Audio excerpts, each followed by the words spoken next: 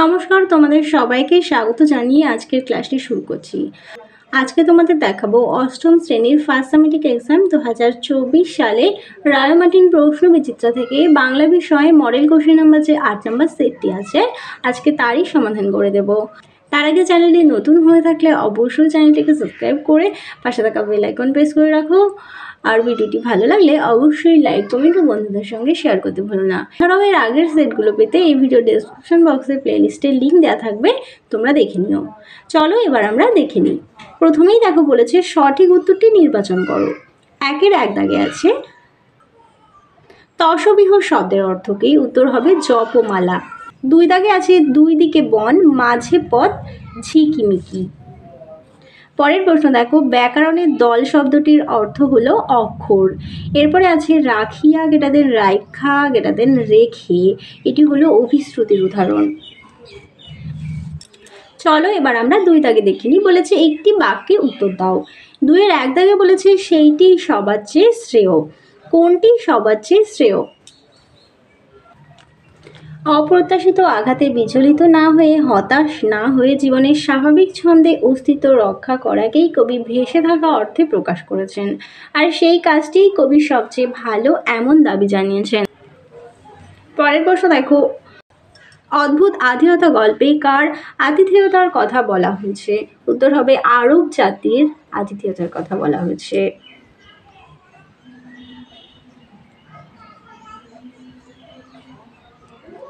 পরের প্রশ্ন দেখো ইচ্ছে হলেই চড়ুই পাখি কোথায় চলে যেতে পারে? উত্তর হবে এ পাড়ায় ও পাড়ায়।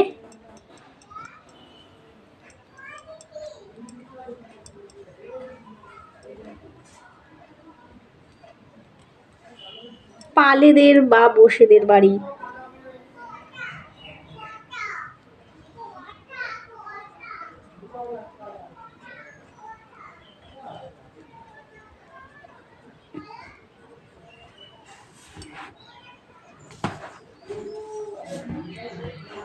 পরের প্রশ্ন দেখো আদি স্বরাগমের একটি উদাহরণ দাও। স্পর্ধা যেটা দেন আস্পর্ধা।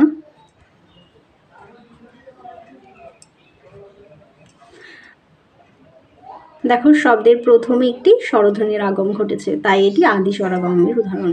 পরেরটি দেখো গ্রামবাসী এই শব্দটিতে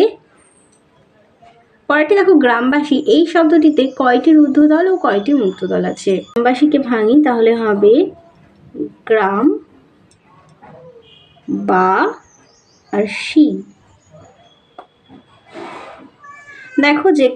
দেখো শেষে ব্যঞ্জনধ্বনি এবং হসন্ত আছে, তাহলে এটি হলো রুদ্ধদল। তাহলে একটি হলো রুদ্ধদল, আর এখানে বা আর সি এই দুটো হলো মুক্তদল, তার মানে দুটি মুক্তদল। চলো এবার পরেরটি দেখে নিই। বলেছে দুষ্টু গরুর চেয়ে শূন্য গোয়াল ভালো, এই প্রবাদটি দিয়ে একটি বাক্য গঠন করো।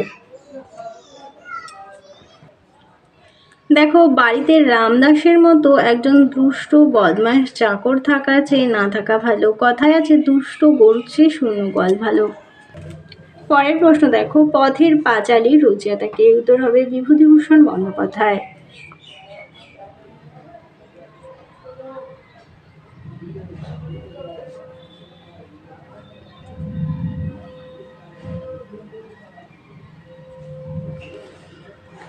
চলো তিন দাগের প্রশ্নগুলো দেখিনি। বলেছে সংক্ষেপে উত্তর দাও। তিনের এক দাগে বলেছে বনভোজন কি কারণে ও কিভাবে ফলভোজনে পরিণত হয়েছিল লেখো। এটি তোমাদের বাংলা সহায়িকার 31 নম্বর পেজ থেকে দেখাচ্ছি।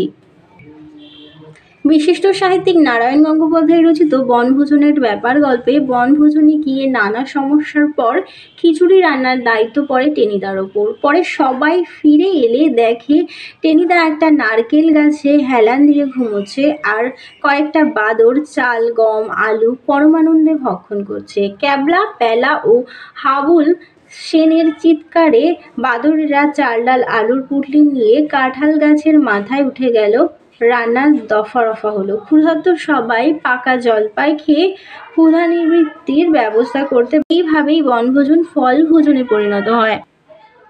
3-2 দাগে আছে সবুজ জামা কবিতায় কার সবুজ জামা চাই, সেই সবুজ জামা পরলে কি কি ঘটনা ঘটবে।